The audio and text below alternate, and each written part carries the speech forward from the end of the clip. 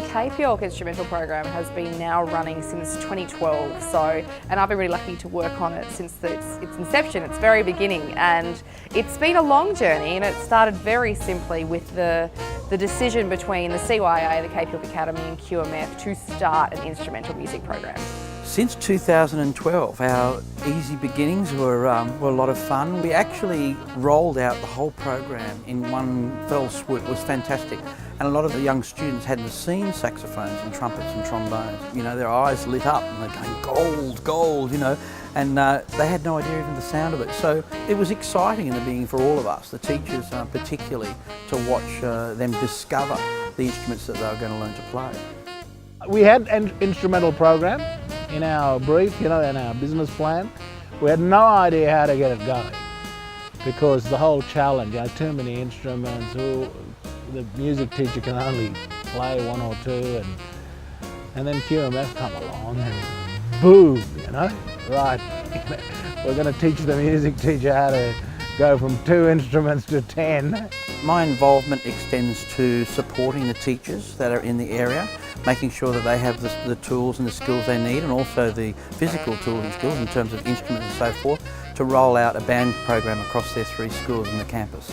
I'm a mentor and a teacher for all these Cape schools, so we have Arakoon, Hopevale and Colin.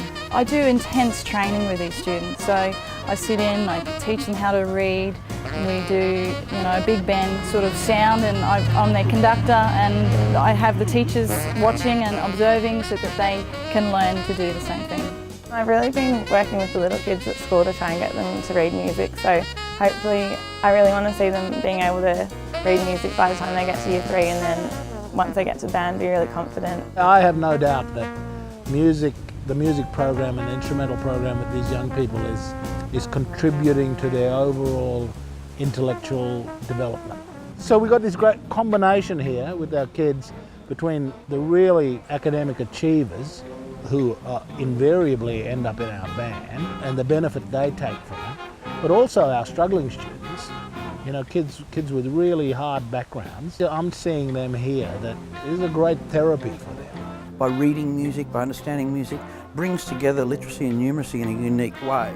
And that marriage through, indeed, a language of music, studying that language, is what we're seeing now, where those kids, some of them have jumped 2 grade levels, the bands have. And so you go to the school, and we noticed in the first year, we would go to the staff room, and then we saw the photos up on the wall of the school prefects, all band kids.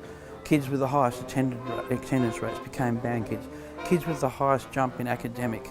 And then all of a sudden we had people coming to us who were studying and doing you know, various research on Indigenous education.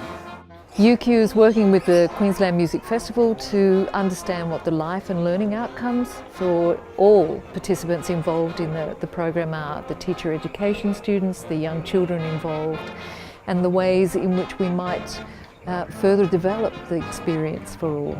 The University of Queensland has been involved for the last 2 years in the band camp, and that involvement has been bringing a small group of our teacher education students up to work as tutors in the band.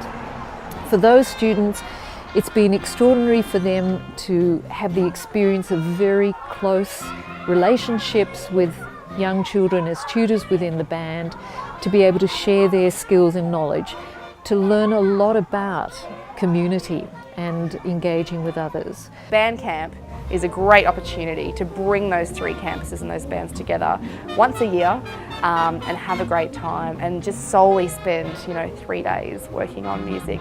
It's been an amazing few days, very packed with lots of music activities and lots of rehearsing, and I've seen the kids improve so much already in 1.5 days. Queensland Music Festival has partnered with ACPA, so the Aboriginal Centre for the Performing Arts, and we essentially engage a whole bunch of young people from the school to be, I guess, student mentors. I think I'm more grateful than anything because you're teaching another generation, from blackfold to, you know, teaching other young blackfolds and everything like that.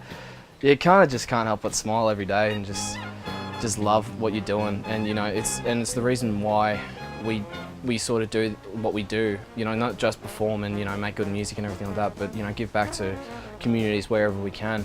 I definitely think we should keep doing it. It's an amazing opportunity for the kids, and so many other kids wouldn't have the same opportunities they have to see other musicians and to have those instruments, and yeah, I think it really makes a positive impact on their education. What we're aiming to do right now is we're working on sustainability, something that Queensland Music Festival has been very keen on and was really a deal breaker. When we started this, we wanted to see it to become self-sustaining.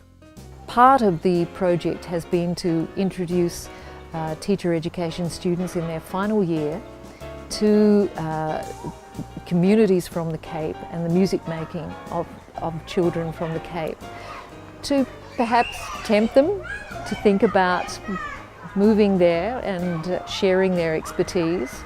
And I can see with the students already there's quite a bit of temptation going on.